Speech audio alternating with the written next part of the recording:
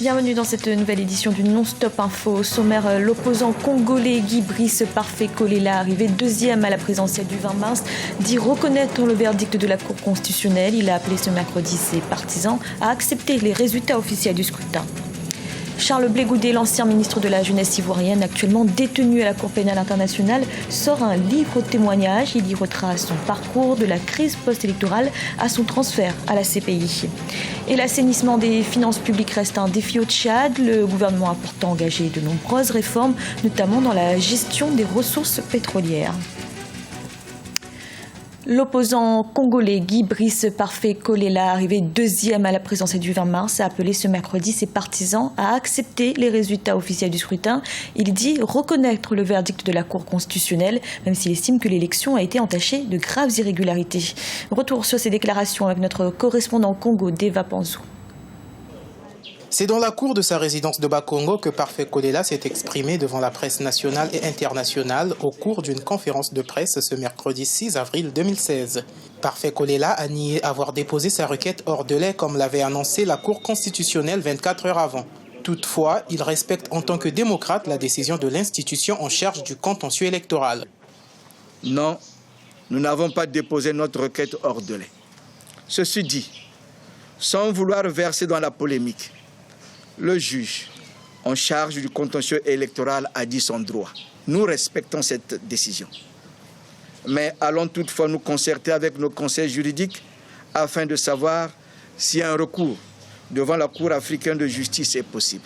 Parfait Kolela a profité de cette conférence de presse pour évoquer la situation sécuritaire dans les quartiers sud de Brazzaville. Reconnaissant le gouvernement comme seul responsable de ces récents événements vécus par les Brazzavillois, Parfait Kolela pense que c'est un montage.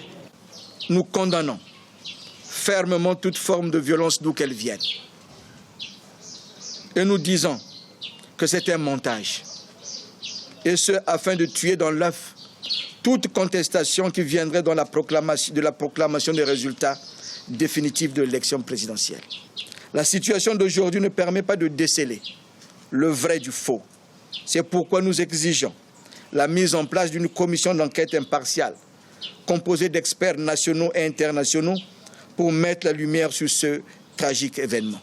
Parfait Kolela a affirmé que des hélicoptères de la force publique ont pilonné des villages dans le département du Poul. L'ancien ministre de la fonction publique invite le président Sassou Nguesso à avoir le triomphe modeste pour avoir été élu au terme d'une élection qui, selon lui, a été émaillée d'irrégularités de tout genre.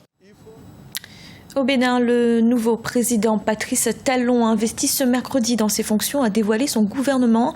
La liste a été communiquée quelques heures seulement après la cérémonie d'investiture. Ce gouvernement comprend 21 ministres avec 2 ministres d'État, Abdoulaye Biotchane et Pascal Irénée Koupaki, ainsi que 3 femmes.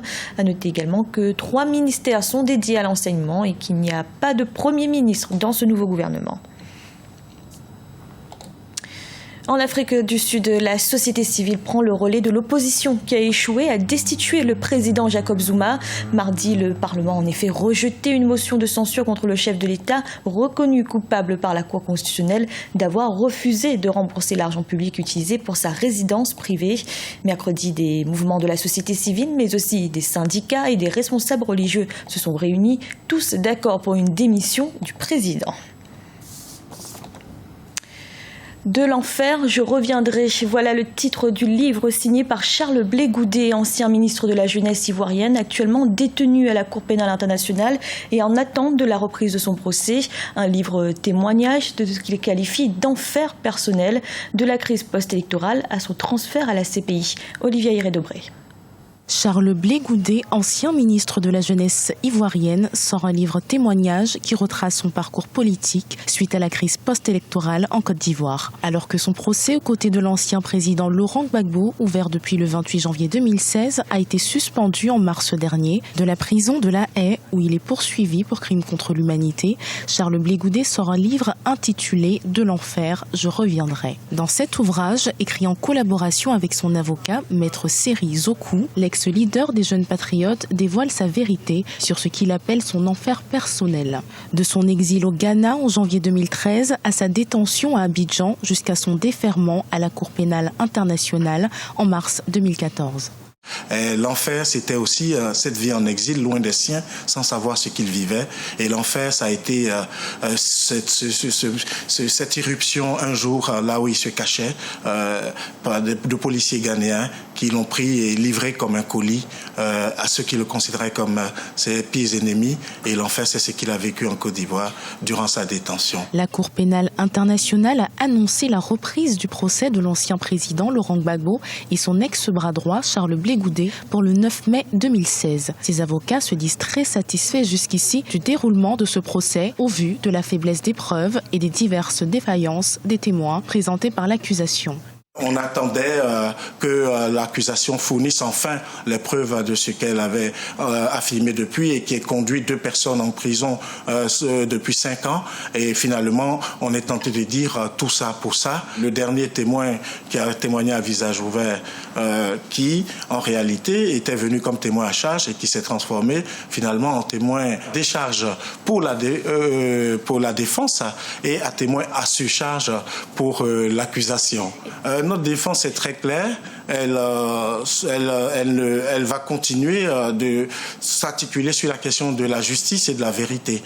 Et c'est de la vérité que va sortir la justice. C'est de la vérité qu'on va découvrir qu'en fait, c'est à tort que M. Charles Blé Goudet se trouve entre les murs de la CPI. Accusé d'avoir pris une part active dans la crise post-électorale de 2011 qui aura coûté la vie à plus de 3000 personnes, Charles Blé Goudet risque 30 ans de prison si la CPI juge que les faits qui lui sont reprochés sont avérés.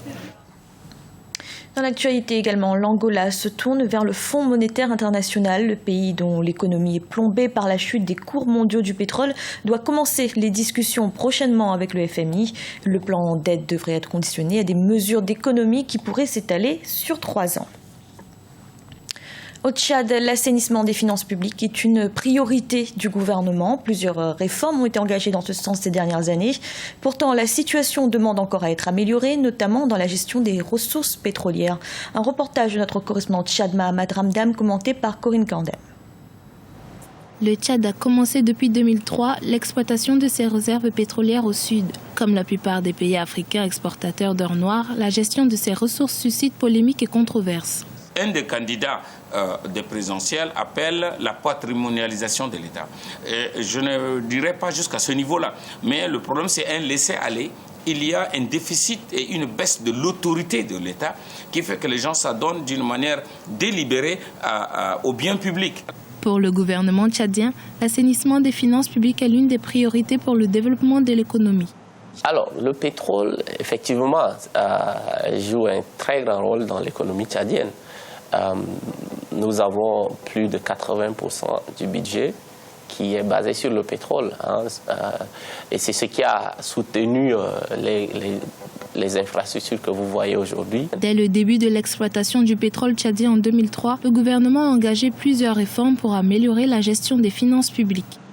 Contrairement aux idées reçues, et pour éviter le syndrome hollandais, pour agir dans la transparence dès le départ, et volontairement, le chef de l'État a décidé de la mise en place d'un collège de contrôle et de surveillance des revenus pétroliers.